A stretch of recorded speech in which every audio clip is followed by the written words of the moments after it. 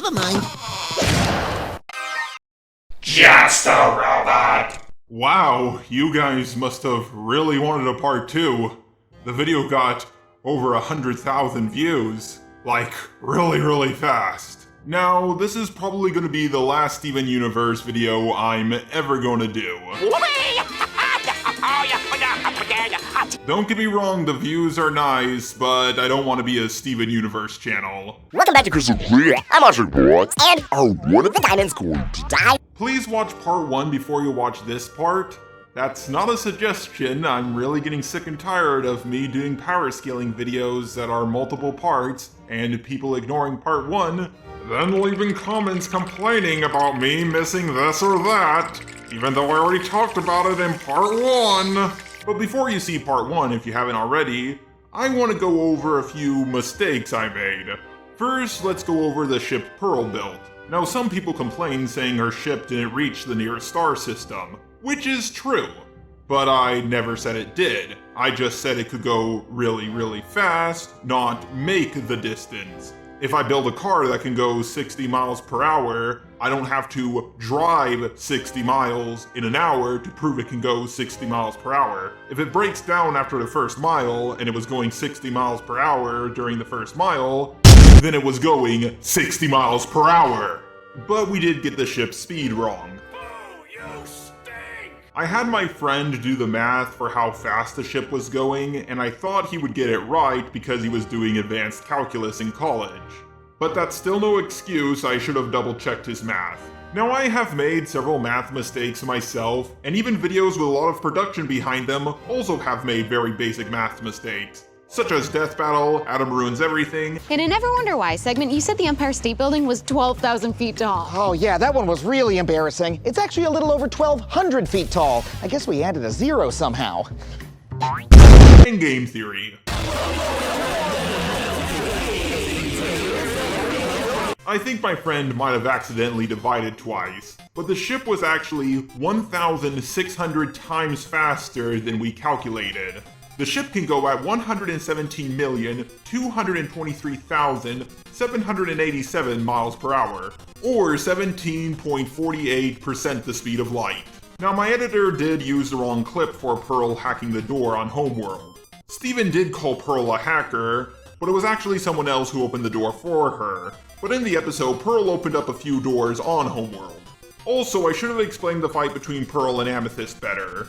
Pearl was obviously holding back. She had the chance to stab Amethyst, but instead she kicked her. Also, Amethyst got the drop on Pearl. Not only that, but Pearl didn't use any of her hologram clones. I do think Amethyst and Pearl are in the same ballpark in power, but I still think Pearl is above her. And for the whole Garnet becoming big thing, well, we'll go over that towards the end of the video. Now first we're gonna go over Peridot, the weakest of the crystal gems, but the smartest of the crystal gems. Pearl is smart, but her mech suit lost to Peridot's mech suit. She also has some magnetic abilities, but she can't do much with them. Aside from her intelligence, she's pretty fodder. Next, we're going to move on to Bismuth. Unfortunately, she's pretty hard to skill because she doesn't do all that much. She does have decent heat resistance, not as good as Garnet, but to her, lava is practically just warm water. One of her signature moves is shapeshifting her hands into hammers, also tennis rackets, and a rolling pin. But the hammers are the ones that are useful for combat. In a single hit, she shattered a boulder. Hammer time! She also might be able to destroy a mountain, considering her strength was on par, if not greater than Garnet's. I can't wait for all the comments from people saying, "Wait, that doesn't make any sense. How does being on par mean she can destroy a mountain? I don't get it. Are you just pulling feet out of your ass?" Guys, it's called watching part 1 before you see this one. She's also the one who created all the weapons that the crystal gems use, which should include the laser light cannon. And if you've seen part 1, you should know just how powerful that thing is. Towards the end, she did make herself a suit of armor, but I have no idea how durable it is. I really wish there was more information about Bismuth, but I personally roughly put her on the same level as Jasper and Garnet. Oh, and before someone brings up, she one-shot Lapis, and you were going on and on about the power of Lapis in part 1. Yes, Lapis does have good speed and attack power, but not good durability.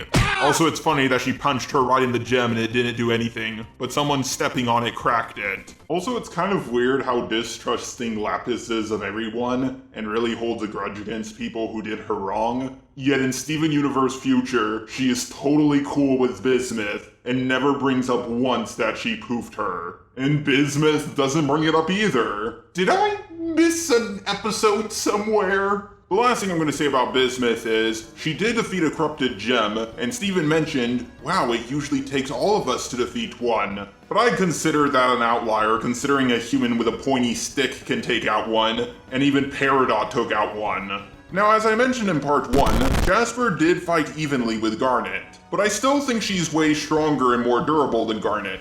Garnet could only fight evenly with her because of her skill, intelligence, and possibly her future sight. I did mention in part 1 that Jasper tanked the gem warship core exploding, which blew up the outer shell of the ship. And the outer shell of the ship can tank 4 laser light cannons. Each laser light cannon has a destructive force of 79.59 gigatons of force. So does this mean Jasper can tank 4 laser light cannons? No, of course not. She can take way more than that. Keep in mind, not only did the laser light cannons not break through the outer shell of the ship, they didn't even slow it down. And the outer shell of the gem warship didn't tank the full force of its core exploding. Jasper did. The outer shell of the ship was not hit by it point blank in the same way Jasper was. Now, I understand that an internal explosion does more damage to a structure than an external explosion, but it's not that huge of a difference, especially when compared to tanking something point blank and not tanking it point blank. Oh, and by the way, this did not poof Jasper, and after this, the gem warship fell to Earth with Jasper still inside, and she still didn't poof. I'm still standing! So this makes Garnet's entire song, Stronger Than You, nothing but a lie. Liar! Amethyst using 2 morning stars, curling up into a ball, and using her sonic attack, along with her ability to create explosions, barely even made Jasper flinch. When Jasper first showed up, the main thing she wanted to do is fight Rose Quartz. And Rose Quartz, without any weapons, several thousand years ago, defeated a fusion of 3 rubies in one hit. And as we went over in part 1, rubies can tank mountain level destruction. So yeah, island level and mountain level destructive force barely does anything to her. She also caught Lapis in mid-flight, who, as we established in part 1, is massively faster than light. Now granted, Lapis wasn't going at her full speed. Number 1, the gravity of the planet was holding her back, and 2, the atmosphere of the planet was holding her back.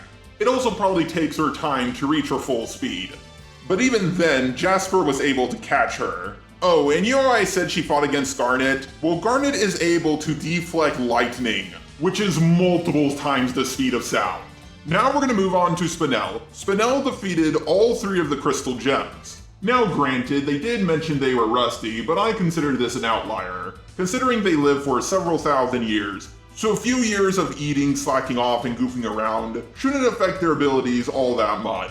Now, she does have stretchy powers, and on its own, that's not too impressive, but when you combine the ability to stretch yourself with regeneration abilities, it's one of the better superpower combinations I can think of. Spinel can use her stretchy abilities to jump high above the clouds in only a few seconds. Spinel also has a scythe that can erase memories. I have no idea where she got it from, or what Bismuth made that for her, or why they would make a weapon that can erase memories. She even has her own ship that can terraform planets. And I also have no idea where she got it from. This does not make her weapon planet surface level, considering it takes over 40 hours just to destroy all life on Earth. But it's still impressive nonetheless. None of us really understand what just happened, and none of us want to. That's why I'm passing the Never Mind All That Act. Now, if anyone goes asking around about the events of the last few days, what do we say?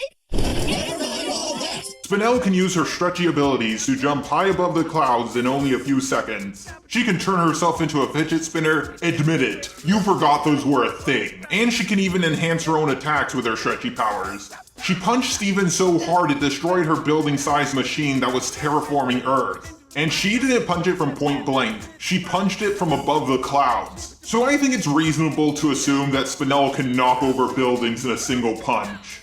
Okay, that's a bit of an exaggeration. She didn't completely destroy it with her springy punch. Keep in mind, it's a lot easier to destroy a building if you hit it from the side than if you hit it from the top. She punched it from above the clouds, and that thing is made out of fucking diamond.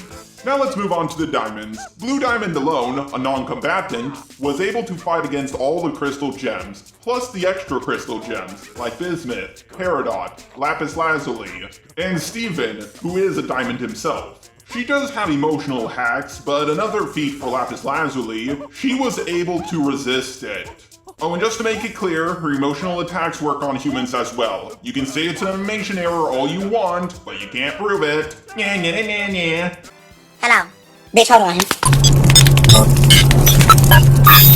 Also, I think all the gems except for Steven have resistance to mind hacks in general, considering they, well, literally don't have brains. Now, Blue Diamond was eventually knocked down, but then Yellow Diamond joined the fight. Even while the diamonds were being distracted, and the crystal gems along with the others were given emotional buffs, they still couldn't do anything against the diamonds. Now, Yellow Diamond is a fighter, and she was able to one-shot Garnet, Opal, the fusion of Pearl and Amethyst, and another random fusion who was just there. Yellow Diamond also has the ability to change the sizes of different gems. I don't know if this just changes their size or changes their size and their power, but we may never know considering this was in the second to last episode. But I'm going to assume it does change their power, considering she tried to shrink Corrupt Steven. Granted, it failed, but I do believe if it worked, it would have also weakened him. Now, before we move on to White Diamond, let's go over what all three of the diamonds can do together. A lot of people complained in part 1, saying they didn't fire the corrupting light from Homeworld. But allow me to explain how I know they were on Homeworld. It is stated that White Diamond hasn't left Homeworld in eons. And since she was one of the three who fired the corrupting light, it is reasonable to assume they fired it from Homeworld. And it's mentioned by Garnet that Homeworld is in another galaxy. So assuming they're in the Andromeda Galaxy, the corrupting light would be 26,297,857,070.28 times the speed of light. Oh, and Rose Quartz, aka Pink Diamond, was able to see it coming and defend herself along with 3 of the crystal gems from it. Now, according to Peridot, there's a reason why the diamonds are in charge. Every gem has its strengths and weaknesses, but the diamonds are flawless, perfect beings. If we take Peridot's statement completely literal, that would mean that the diamonds are smarter than any other gem, including Peridot and Pearl. And logically, they should be even faster than Lapis Lazuli, who can easily cross entire galaxies. Blue Diamond and Yellow Diamond were absolutely terrified of White Diamond, even when they had Pink Diamond and the crystal gems with them. Now, White Diamond can possess other gems, and even other diamonds. She does have a limit to this ability. She does mention to Steven, "You made me spread myself very thin," but unfortunately for White Diamond, I don't know if her ability can work on non-gems. She also later gets the ability to let other gems possess her, which is no doubt the absolute worst ability any of the gems have. But who is more powerful, the diamonds or the cluster? Well, Peridot herself refers to the cluster as just one geoweapon, as if it's not a big deal, and that there could be other clusters out there in the universe. And keep in mind, Pearl says that the cluster when it forms would be much, much bigger than the Earth. Almost as if she observed one before, but we don't know for sure. We do see the cluster arm wrestling with Yellow Diamond's flagship, and as shown with both Yellow and Blue Diamond, they seem to control these ships with some form of telekinesis, or technology manipulation. Now, I don't know for sure, but if the diamonds are controlling these ships with telekinesis, then that would mean their telekinetic powers are on par with the cluster. If not a little stronger, the cluster was starting to lose before the ship broke apart. But I think I'm done talking about the diamonds. I've already talked about every single one of them. White diamond, blue diamond, yellow diamond. I think there's one more though. Oh yeah, pink diamond! AKA Steven, AKA Rose Quartz. Out of all the gems in general, Pink Diamond has by far the best shield. It blocked an attack from the gem warship. It was even able to easily block attacks from White Diamond. Oh, and I almost forgot, it blocked that punch from Spinel that I mentioned earlier. Steven has a lot of abilities, such as the ability to heal people, and even resurrect them from the dead, which turns their hair or mane into a gateway to a pocket dimension. Now, the biggest problem with Steven, more so than Pink Diamond or Rose Quartz, is he has a lot of abilities that aren't so useful. He can float, make watermelons sentient, giving them their own society. He can possess humans and even his own sentient watermelons. Enter the dreams of others, manipulate TV and radio signals, and a whole bunch of other abilities that would be practically useless in a fight. Now granted, his sentient watermelons were able to take on the crystal gems, and even harm the fusion of lapis lazuli and jasper, but I think it was done more for comedic effect if anything. So I put these scenes in the outlier category. Just so you Steven Universe fans know, I understand a lot of you are new to the whole power scaling thing, but I'm trying to mention the abilities that would be useful in a fight. If I don't mention every little thing about Steven, which there is a lot, it doesn't mean I'm saying he can't do it. Oh, cool, Steven's body doesn't break apart in a ship that is going faster than the speed of light, just like every character from Star Wars! Personally, I put Steven in his base form roughly on the same level as the average crystal gem. In his pink guy form, he's roughly on the same level as Jasper. This fight also shows that his Rose Quartz shield is stronger than his bubble shield, because Jasper was able to destroy the bubble shield, but not the Rose Quartz shield. In this form, all of Steven's abilities are enhanced, but his giant pink guy form is on a whole nother level. He can crack an anvil in half with just a tap. Just him licking his finger can bring a whole bunch of different plants to life.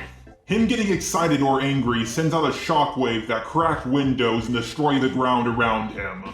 Steven can easily defeat Jasper in this form, and we already went through the extreme durability that Jasper has. But Steven can defeat her with his shield. Yes, Steven's defense has enough attack power to take out the defenses of Jasper. As for Godzilla's Steven, we already went through him in part 1. But to briefly summarize, he solos everyone, including the diamonds and the cluster. Now before we end this video, I'm going to briefly go over the fusions. But I'm just going to go over where they stack up in the tier list and not what their abilities are, because they're pretty self-explanatory. We already went over Garnet in great detail in part 1. Opal is pretty hard to scale, unfortunately. I do put her on the same level as Garnet, considering Garnet took out both Amethyst and Pearl with her hands literally tied behind her back. I'm not saying one is stronger than the other, or that they're equally matched, just that they're in the same ballpark of power. Smoky Quartz goes up the tier list, considering she was easily able to defeat Jasper, even after Jasper fused with a corrupted gem. The fusion of Garnet and Pearl is just above her, but still in the same ballpark of power. Except for Malachite and Alexandrite, they move up the tier list, just below the diamonds in the cluster. And I'll put Obsidian in A tier. Obsidian was able to easily take down a combination of all 4 of the gem's flagships put together, putting her at the very top of A tier. Okay. Ooh. I think I'm finally done with Steven Universe. For good.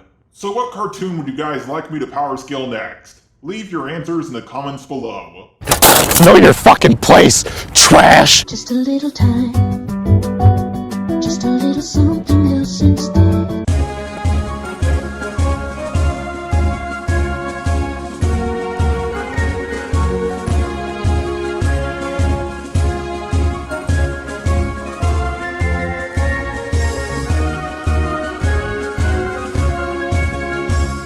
My eyes have seen the glory of the cleansing of YouTube, debunking SJWs and feminazis too. We criticize reactionists in hopes they get the boot.